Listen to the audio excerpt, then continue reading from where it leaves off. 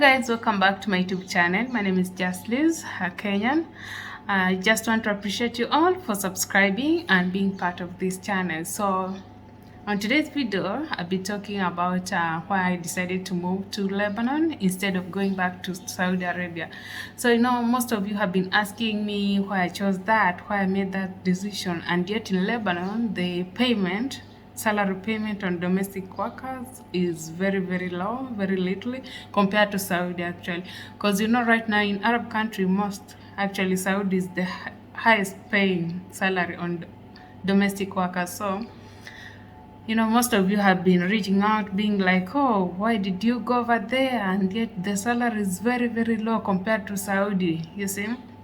No, I didn't make a bad decision.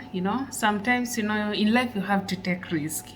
Okay, so I moved out of Saudi knowing that I will not go back there because sometimes my parents, my family, sometimes they are against my decision sometimes, you see. So I left Saudi. Even I told the host family that I'm not sure if I'll come back, so they had to cancel my visa, everything, so that because they were trying just to keep my re-entry visa, so that if I'm staying in Kenya like 5 months, 6 months, I can still go back there, you see. So but I didn't want to keep them waiting, and maybe if I get to Kenya I won't be able to go back to Saudi. So I told them there's no need to do that to keep my visa, so you just have to cancel it, because if I'm interested to come back, I'll tell you, so that we can go with an easy process instead of using the agent again. So they said okay, it's fine. Oh my god. So when I arrived in Kenya, within 3 weeks, 4 weeks, I got bored. You see, I got bored because I was in that life of working and expecting at the end of the month I get the salary. So, and now I'm in Kenya, I'm with my family. I'm not earning, but I'm like, as in it's like a bank. Instead of depositing, you are withdrawing. So I was like withdrawing, you see. And when I withdraw, I don't deposit. That's how I felt, you see. So things were not easy like that. So, and I started like there's an au pair program, you see.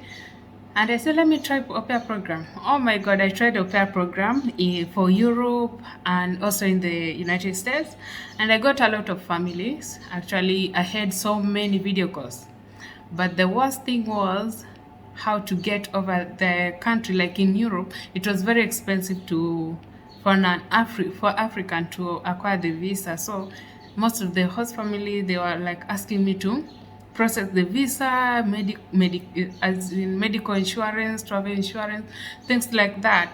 And I'm like, no, I can't afford that, because in au pair, in the website, it's like a partnership. Either the worker, like as an au pair, will have to pay some, like a half of the money, you see. If you are able to pay for your ticket, that's the best. But then the host family will provide visa and the rest of the things. And once you arrive to your destination country and start earning the money, they'll start deducting that from your salary. So, and I was like, right now we have con women, con men, like that. So I wasn't sure about that, because there is this case that happened to a lady. Actually, she was from Mozambique. This lady, actually, she processed the visa with her own money. And remember, she sold the plot, the land, family land, just to process the visa and the ticket. So on traveling day, the host family, actually, they blocked her number, they blocked her. So she tried so many ways at least to get in touch with the host family from Italy, actually, from Italy, and they never responded. So the lady was so devastated, and so she was so disappointed, and she couldn't make it up, actually. And she never made it, and she never arrived in Italy. So she had to cancel everything, and all the money that she spent actually just got lost like that. So I was very scared as in to use my money. You know, I've worked in Saudi. I had some savings, so I didn't have any problem like processing my visa, you see. But the problem was that the family, I don't trust the family. Yeah, though we talk, but as in, you know, someone assuring you like they provide visa and for you, you will provide ticket. That one, actually, you have hope, you see. But someone telling you to, you will provide everything for yourself, that one, you just need to be careful, you know. So I didn't make for Italy. So I got this one from US. I got a US family again from Arizona. Yeah, something like that. So this family actually, they accepted to apply to process everything for me, the ticket, the visa, everything. So my God, I was the whole of December. Actually, I planned the December to have a vacation, but I decided to cancel the vacation so that I can concentrate on the US visa for the au pair program. So I did everything. We used to send each other the documents. I fill the documents, I scan them, then I email the family, and they found the agent. At least it will be easy for me to travel over there. So we were using the agent, the au pair agent. So, you know, I read all the rules, you see. The au pair agent actually sent everything, as in the rules to follow when you're starting the process. So I read everything. So I knew in this process, the only thing that will cost me is the scanning the documents, doing the medical test, like that, and also the PCR test. So that one I had to use my own money. So my friend, I did all that. Okay. So the last minute to send the email, the visa papers to the embassy, you know, because you know the US embassy is in Kenya. So, and I thought like, why not the host family, as in to make things easier, because they already fill the papers. I have also filled the papers. I have them. Why can't I take them to Kenya, to US embassy in Kenya, so that things will be very smoothly? And they are like, no, because if you're using the US embassy, the one that is in Kenya, it will take time like 24 weeks. Seriously? Like 24 weeks to process the papers. And I was like, okay, no problem. You're the agent. So I had to email the documents. So after I sending the documents, actually, within 12 hours, I get the message. You see, I get the message from the agent, from the au pair agent. She was like, I think she was a lady. She was like, you have to pay, you have to send 1,300 US dollar. And I'm like, for what? Why should I send 1,300 US dollar? Then she said, for you to come here, and you know you have to stay like 2 years, you see, and you are coming like a student, you are not coming like an au pair, you see, you are coming like a student, because you know I had this plan of going either to Europe or in the state to work over there as an au pair, and on my free time I take a course like nursing course, because I have always wanted to do nursing course. That's course I have been doing, and I never managed to complete my studies. So I had that in mind, and I believe it will work. So when I saw the 1,300 US dollar, I was like, what the fuck? What's going on? Why should I give you this money? I remember I said, okay, if you want this money for you to process the visa, then let me take this visa paper. I take to the US embassy here, and I pay with my own money. I pay with my own money instead of sending you money. They said, no, you have to send me the money through Western Union. And I said, no. I remember the host family, we never talked on video call. We used to talk on just voicemail like that. Sometimes audio calls, but not video calls.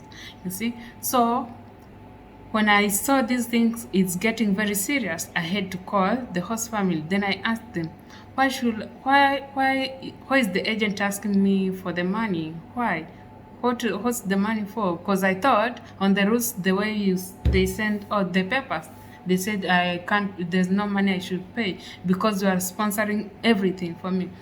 Then the host family was like, no, you know what? I use an agent because it's easy. So that money, the half of it, the agent will take it because of the way they are helping us. So, and the rest they'll use it for the visa. Then I said, okay, if you want that, I don't have that money because I'm here looking for the job and you are asking me for that money. That money is what I'm looking for. So I can't afford that. If you are interested to have me as an au pair, go ahead and pay for the visa for that 1,300 US dollar.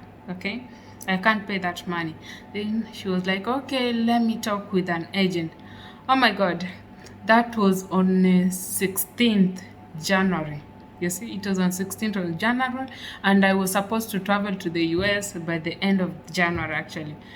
So, since that day, we have the host family never reached out to me because I told the host family, there's no money I'm paying you. There's nothing I'm sending. Then she said, okay, let me talk with an agent and see how we can help each other so that you can come here very quickly because kids have started going back to school. I'm working in the hospital. Husband is a military. And I said, okay, no problem. I'm patient. I'll wait for your call. Then she said, okay, thank you. Since that day, I have never seen her calls, not even the messages. I went to Instagram because we got connected on Instagram actually. I went to Instagram, the profile picture, she changed. Nothing is there. All the pictures that she posted on the Instagrams, I don't know if they were real or what. It was just black like that, nothing else. So I got bored. I really got bored. At that moment, I felt like, oh my God, things are not going very well for me. You see, I'm getting broke. And I'm getting broke. I need money, you see. And I'm like, oh, I need to go back to Saudi. You see, sometimes when God plans something for you, no matter how much you try to escape, you know, you see, no matter no matter how much you try to escape, when God planned this for you, seriously, you go back to what God is planning for you. You see, no matter how you try to go the other way, you just find yourself going back where your future, where you are destined. You see, so in January 17th, I went back to my agent who took me last time, who organized everything for me to go to Saudi. So I went back to the agent, then I talked with him, then he said, okay, if you're going back to Saudi, then you have to go for training again, you see, for training, for this for home care training. Okay, so and I said, why should I go for home care training? And yet before going to Saudi, I went for home care training and I have my certificate. Then he said, okay, no, this one right now, the last time the certificate you had, it was not from the government. Right now you are using the government certificate. So once you have this certificate, you'll be using that certificate even if you want to go to the state, to Europe, like that. Then I said, okay, no problem. So I joined this college. I studied for 1 month. Oh my God, guys, I went through hell. So I studied for 1 month. You see, it was a college and also boarding over there. So I stayed there for like 1 month, reading, attending classes, doing practicals like that, eating and sleeping and taking shower for 1 month. So the last week is when we were having the national exams, you see. And for me, actually, on my first day when I went there for the admission, the agent paid everything, even for the exams. But what surprised me, the day for exam, actually the last week, my name was not on the papers, on the list. Actually, guys, my name was not in the list. Oh, I felt like I felt like my head is going as in bursting, you see. I was on fire. I couldn't even cool down. At that time, I had to call the agent. Then I told him what happened. Then I said, oh my God, why are you doing this? Why are you tempting me, actually? You see? Why are you tempting me? You see? I tried the Europe work for the au pair to Europe. Everything went. Otherwise, I tried the US au pair. Again, I got a con woman. Now this one, I want to go back to Saudi. My name is not on the national exam list. What's happening? You see.